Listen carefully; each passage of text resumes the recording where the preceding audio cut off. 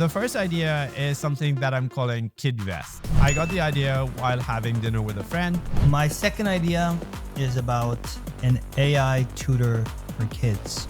My kid was off from school for some reason, and he came with me to the office. My first idea comes from a friend of mine who was really doing this, and he really amazed me with how much money he was making with it. This one I call Deal with My Bureaucracy Please. I've had a Delaware LLC for an old business 3 or 4 years now.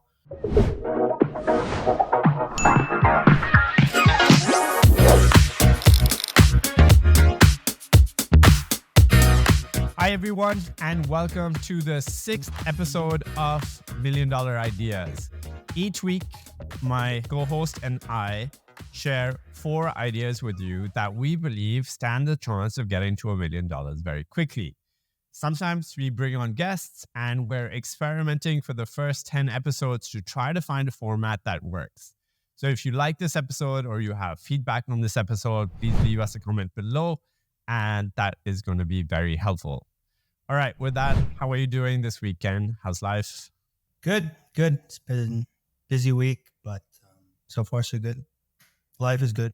So is there like a summer break sort of like period in Bangkok? Like, are people sort of like away, or is, because I would imagine that there's always tourists in Bangkok.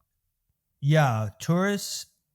I'm a bit outside the tourist area, so I don't feel whether it's tourists are in season or not. I mean, there's the local people break when kids are off, so that's already over. Okay, that's cool. Well, in Dubai, the way how to figure this out is traffic. Summer comes, everyone leaves, and suddenly Dubai traffic becomes bearable. And come like the end of August, beginning of September, everyone is back, schools are back on, and traffic goes insane. So yeah, that's a tell in the city as to how it's going. All right, so today we have 4 ideas to share.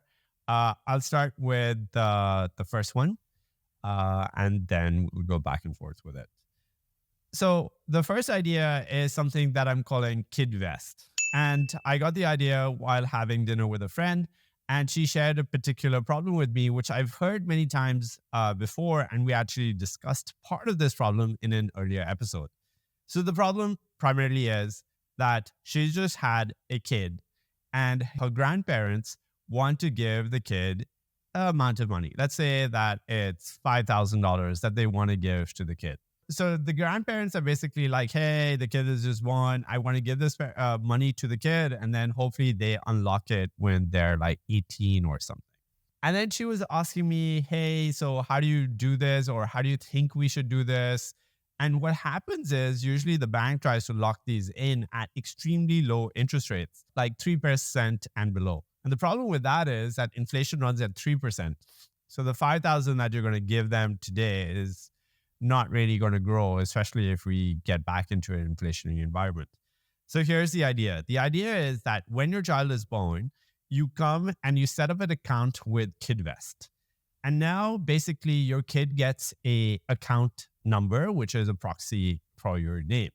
So now when anyone, birthday present, grandparents, yourself, you want to like basically invest in your kid's future or basically give them cash, you open up the app, and then it tells you how much you want to invest. And then it tells you like in KidVest, you can activate certain sort of like, okay, target dated funds. A target dated fund is a fund which will mature, let's say in 20 years right now.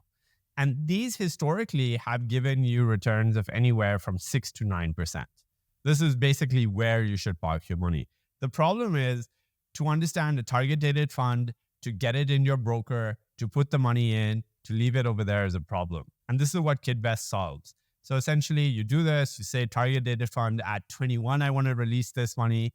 And then you just press buy or send, and we handle the rest. And essentially what would happen is that there's a very big company called Wealthfront, which does this for individuals, but this would be just for kids. And I would charge not a percentage of assets under management. I would charge $5 per month. And that would be $60 a year to do this management for you. So the Vanguard model. And yeah, that's basically what I told her. So then she was like, do you have access to this app right now? Can I use it? And so I thought that was a good idea. So if someone wants to build this, the back end of this is not very complicated. You would need to set up a brokerage account with a corporate entity and then basically do this. So if you do happen to set it up, I have 2-3 customers ready to go to send over to you for business. But yeah, that's the idea. And to clarify, the return that you make on this money is, how's that determined again? Like, what does it invest in? What it does is that it basically invests in the index, S&P index or something like that. So, or a global index, a very broad-based basket of stocks. And then it just spreads your money across that. And that's about it. So yeah.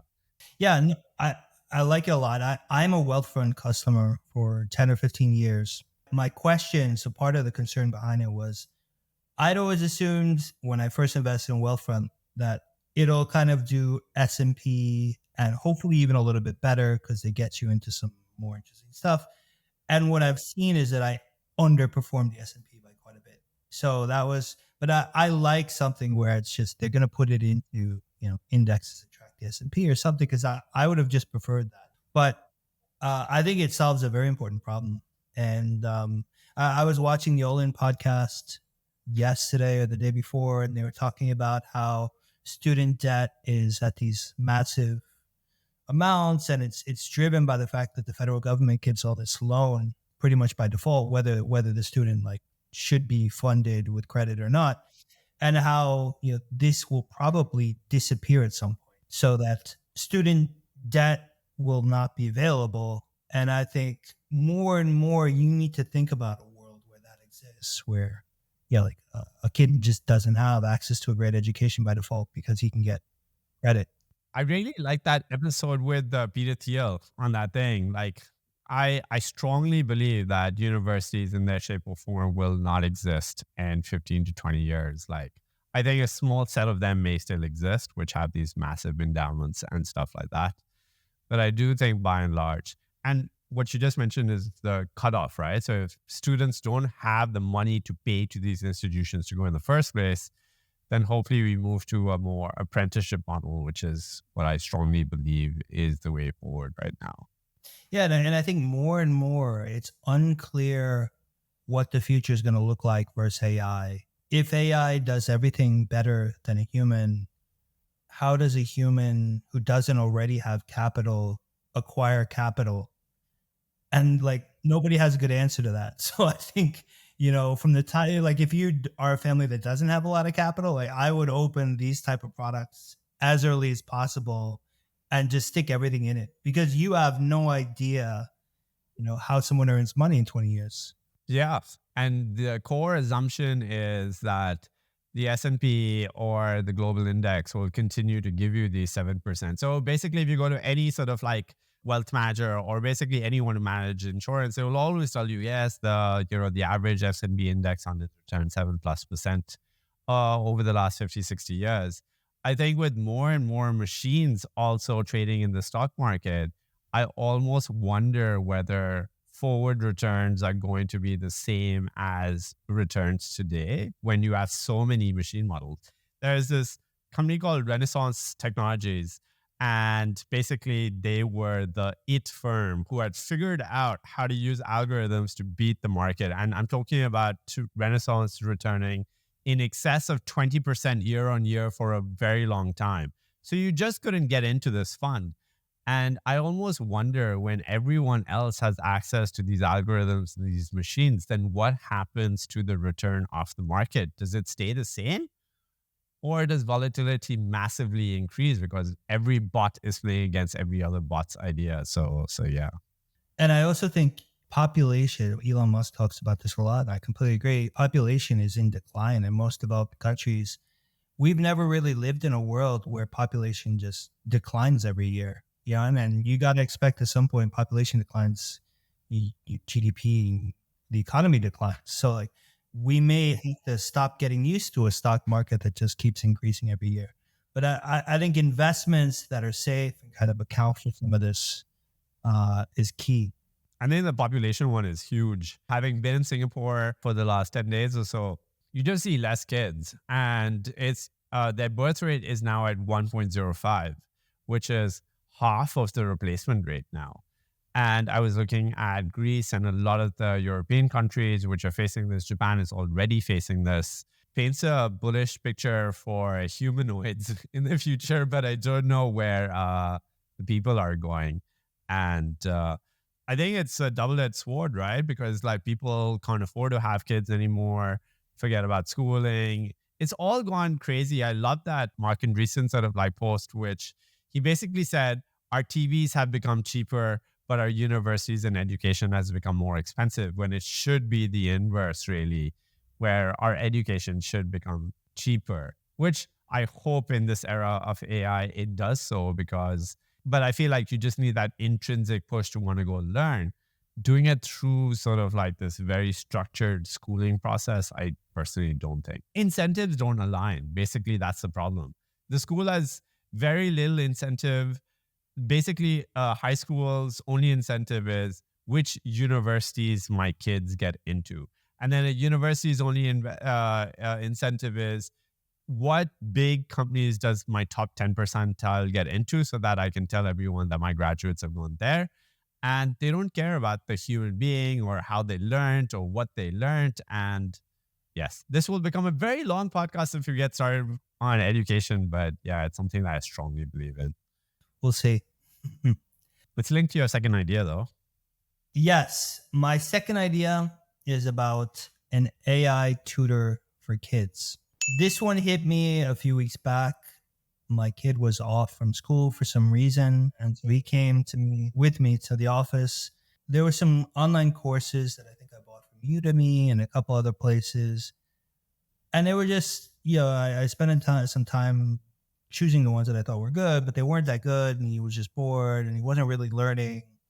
And I wanted him to learn AI. And he's learning a little bit in school. He's 10 years old. But I had to work and I just couldn't be there to make sure that he was actually engaged in learning something useful. And I would have loved to outsource it.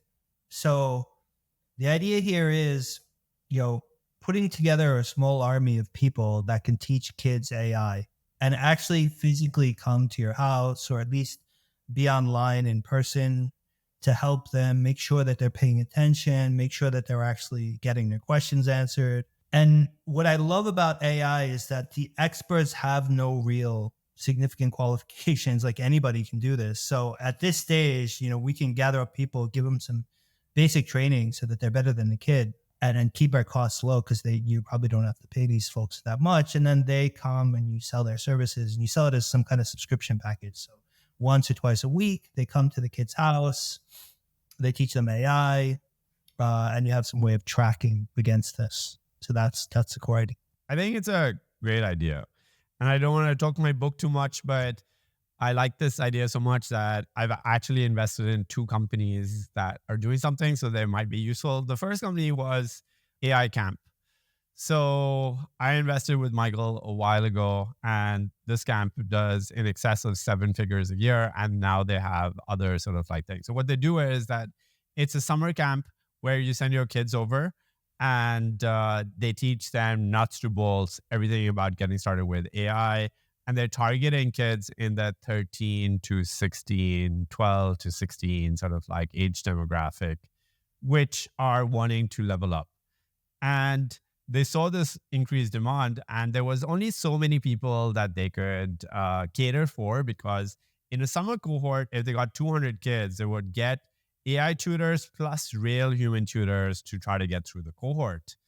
And now Michael has launched something called Nova Hub, which I will send you sort of like access to, which is a branching off of AI Camp, which is purely AI tutors, and providing you with these tutors on specific subjects.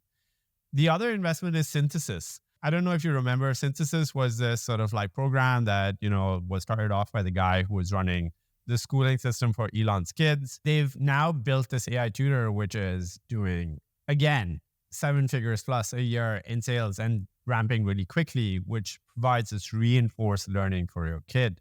So yeah, this idea is out there, and it's a good one. And I think the space is huge, because I believe you can do vertical specific sort of like training instead of just top down. everything as well. So are you thinking about very specific type of training for your kid, or? No, there's nothing specific yet. I want his passion to determine what he gets specific in, but I want to just develop his basic, learn how to build basic apps, learning how to do these kind of co-pilot AI coding. I was listening to some tech entrepreneur speak, and he was talking about his 8-year-old daughter and how she was using AI coding to plug in all these APIs and stuff. And I was like scratching my head. I was like, well, my kid's 10. He doesn't show any interest in any of that. So yeah, like I think you want to give them as much as you can as early on, and then let their passion develop. Like if they're really not interested in it, fine. I was talking about something similar with my brother who has a 1-year-old now, and we were talking about this exact same topic, which is the discovery of, like I was saying, passions. Other than putting your kid into extracurriculars, like I was asking them, because they're parents, like, how do you like get your kid to discover passions? Like, is it just extracurricular, put them in this class or that class, or do you look for signs, or how? I don't know. I so far we've been pretty open ended, and luckily he has a decent influence of friends. So lately, one example I was surprised at is he's doing sit ups and he's riding his bike all the time. And he wants a 6-pack because some kid in his class pulled up his shirt and had a 6-pack. So like, yeah, those are the influences that I've seen like most powerful on my kid, is when it's from someone in his school, not something I try to top down. Yeah. And that's such a core human behavior, right? This mimetic sort of like thing. We want things that other people have, which goes to show how important the group of friends or the environment that you get create around your children really are, because then they'll basically want. I think the biggest thing that parents struggle with, yesterday I was talking to someone, and she is around the age of your kid, and she was talking about mobile phones. She's like, but so many people in my class have mobile phones. I want a mobile phone. And her dad was like, I don't think so right now. And that's really difficult, because the kid is going to see what everyone else has. And naturally, that's where their mimetic desires are going to come from. Yeah. All right, cool. Okay, so now it's going to be a bit tangential. I can see your second idea as well. So I'll go first. My first idea comes from a friend of mine who was really doing this, and he really amazed me with how much money he was making with it. And the idea is called Rapid Rentals. So the real problem is that, let's say that, he was talking about being in a small town in the Texas area, and what he was doing was creating very niche sites for things like dentists, plumbers, lawyers, and things like that. So when you actually go to one of these very smaller towns or things like that, the SEO over there is quite easy for you to rank against competitors, because really no one is doing SEO optimization. So what this guy does is that he picks a niche, and then he creates a website which is completely SEO optimized, like all the content, the blog posts, everything. And he tries his level best between 30 and 60 days to rank the website for certain key terms. For example, if you are in a small town of like 10K people, like plumbing or lawyer or dentist, like if people don't have this, they'll type it into Google for the time being at least. So maybe there's a shelf life on this idea. But essentially, he ranks these websites, get them to a high degree, and then he basically goes out to businesses, which if you're a small dental practice, you are not optimizing SEO. And he basically rents the website to the dental practice, not pay for leads or anything, for like $500 to $1,000 a month. And he works them backwards at, hey, if you put your business on this is how many people are coming. If you do an offer, this is how much it will take. And he basically repeats this for multiple niches in multiple small towns, and is doing well ahead of 500K a year doing this today. And so that's the business model.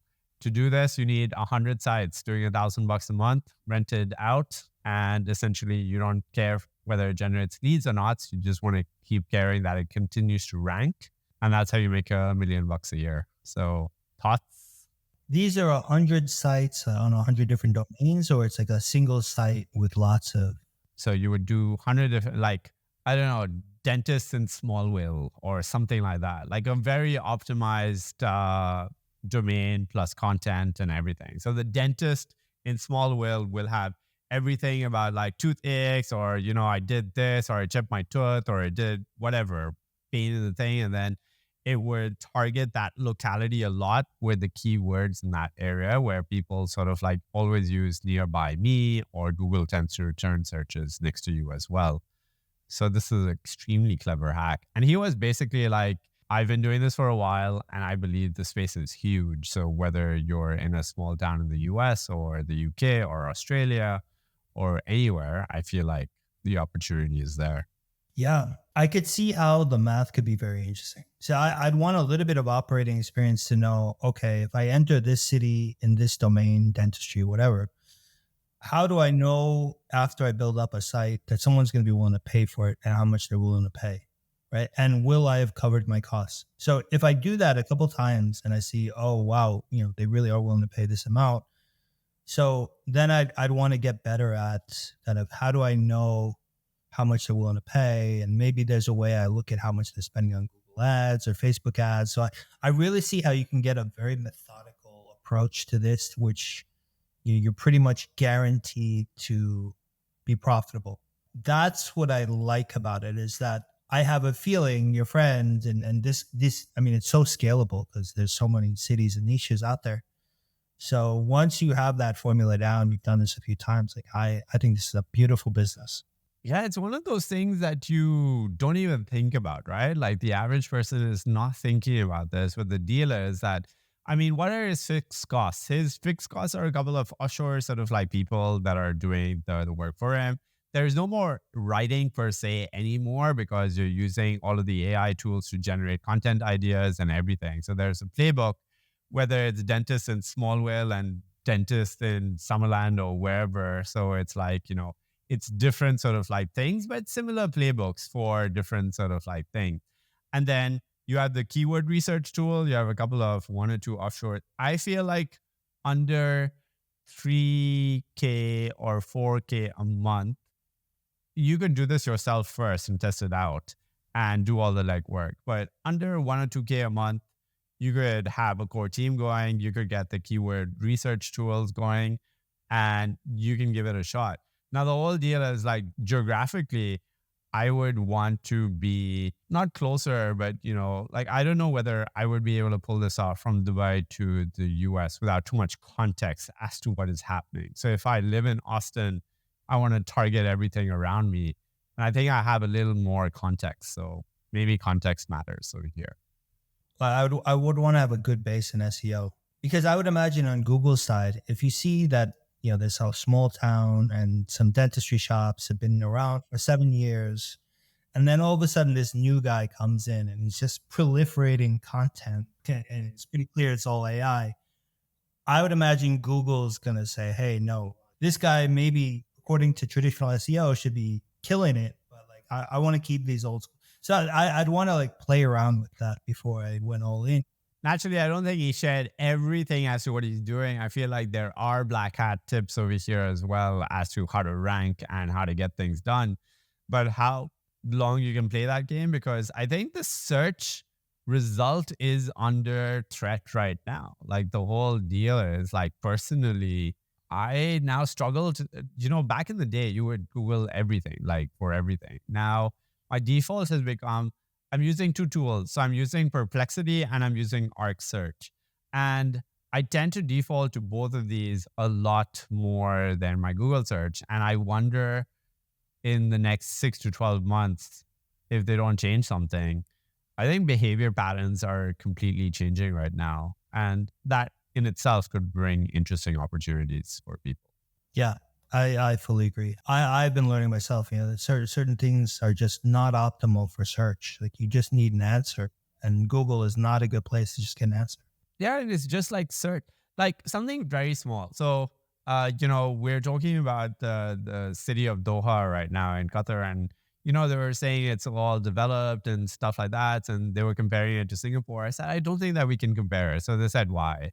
And then I said, listen, like I could give you all the stats. Like, what will I do? Compare Doha and Singapore and type into Google. Like I would get a whole bunch of random things. So I did, compare Doha and Singapore, and I did a ARC search, and I basically got this report which basically compared everything. Like I found like, hey, Qatar has 1.1 million people and Singapore has 7, but the size of the places are very different. And here's the GDP, and it was just literally took me less than 5 seconds with the tools that I have. And I didn't need to see a single website. And I got the answer that I was looking for. Yeah, I think a lot of, I know I've crossed the threshold of I do more queries into things like ChatGPT than I do into Google. And I think a lot of people are crossing that threshold. So it's a dangerous time to kind of invest into SEO. All right. So coming up to the last idea of the episode. So you want to take it away? This one I call Deal with My Bureaucracy Please. And this one popped up 3 or 4 weeks back. I've had a Delaware LLC for an old business for 3 or 4 years now. It's more or less been dormant for 6 to 12 months. And I got hit with, the annual taxes that Delaware state has. And I saw that, okay, I should really shut this down. Like it doesn't make any sense to keep this thing open. And then I started to try to figure out, how do I shut it down? The state website was horrible. So instead I Googled like, all right, how do I get someone to shut this down for me? So I found this little agency and it costed, a couple $100, and they do it for you. So you just enter the name of your LLC, you give them a couple of details, and then, they've just gotten really good at, they know exactly the format, the letter you need to write, put into their formatted letter. You do a quick email exchange over the next couple of weeks and you're done. All right. And they make good money. And you as the customer are like, wow, for a few $100, I didn't have to deal with any of that. And that was great. And it just made you realize that, there's a lot of these government bureaucracies in the US dealing with the state for different niches. I'm sure outside the US, there's a ton. And these companies, like the company I use, is so easy to compete against. It was a very basic website. And, one person that is taking this data, submitting it into a letter. The idea is just do this for lots of niches and look into various countries where this is an opportunity. I love it. I think it's, again, one of those ideas which your pain was high, right? You got hit with taxes, you got to shut it down. I don't want to pay that again. So, but then you go to these websites and then it's like, how do I do this? Right now I have this thing which is lying in my inbox from Singapore, which is that I think there's a data protection policy which is going into effect, and every organization in Singapore needs to have a designated personal information officer in their company. Anyways, so your same idea applies over here. You got to go to a government website. You got to sort of like write your things in. And there's this company which I'm sort of like, they were like, hey, like if you want to do this, we can do this for you for like $150. I was like, really? Fill out a form. So the pain from my side is a bit smaller, right? Like if they had told me $25, I will get this done for you, like I would have gone. Like $150 to do this thing, which I don't know what the deal is. So I think like there's this pricing that needs to be played. So this company obviously is getting clients at 150, but I think it takes a human being less than 30 minutes or 15 minutes to probably file this, which I'll probably do myself, which I shouldn't, but I will. But this is a perfect example again in Singapore for your idea. It's, again, we could do a website which ranks for just this, like, hey, are you struggling with your data protection, sort of like update. And then, or I like your ideas a lot more because I feel like there are a lot more people in the world with LLCs or companies that they want to shut down. The mechanics work out pretty well for this as well. We would have to get at a couple of $100, we would have to sort of like get 150, 200 sort of like leads at least through the month. So that's going to be there. But I don't know whether this is one of those businesses that you need to take up to $1 million. I feel like this is one of those passive businesses that you get up to 100, 200K and it just runs on autopilot. Yeah, I agree. It's you don't have to take it very far. And when I was Google searching, there was only this one company that popped up. So it just led me to the conclusion that, wow, Google Ads is a very open opportunity. You can compete against this company because usually usually Google will show at least 3 or 4. So you don't have to have a very high bid to show up. And then I would choose the spaces where there's some kind of annual tax or fee or something, because then the person has some pain. The minute someone's paying something recurring and they don't need it, like they're gonna try to shut it down. And the other thing that I found very pertinent was that there was a high likelihood if I did it directly, it would have been rejected, because there were some open questions I had, like, do I need to pay this year's tax even though I'm shutting it down? And it turned out that I did. So there was some know-how, which the agency builds up that kind of prevents a back and forth, which the customer is concerned about. And I think that, like, you just put those few things together, you got a perfect storm of a business that you can throw up really fast. I like these which are disconnected from the core because, like you said, filing taxes, filing your accounts, doing all of this, like that's where the bookkeeping agencies come in. And I feel like that's quite saturated. But these other one-offs which are over there. And there have been companies which have tried to productize things like legal documents as well. Like LegalZoom is a big one, right? Like instead of going to a lawyer, getting a partnership agreement, they basically SEO optimize the crap out of like agreements. And then they show up and they say like, buy this template. And you buy the template for $25 and that's it. But this is one of those build once, cut 5 infinite times sort of like business, which I just love. Yeah, I've seen those templates. It's a pretty competitive business now. No, it's competitive now for sure, 100%.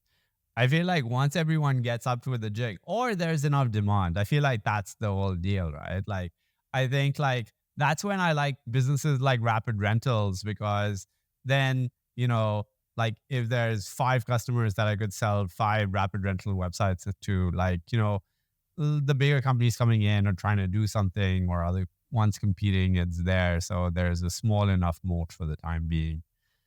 But this was a fun episode. I like the contrast of ideas. Like the first half, we tackle kids and their investments and schooling and the future of schooling. And the second half, we did building these very niche, but can be very highly profitable websites for people. And so it provides a whole gambit as to what someone can do. As always, if you do end up starting any one of these ideas, please do let us know or reach out to us on Twitter or LinkedIn. And until next week, Ken, I look forward to discussing a few more ideas with you then. Yeah, thanks. Had fun.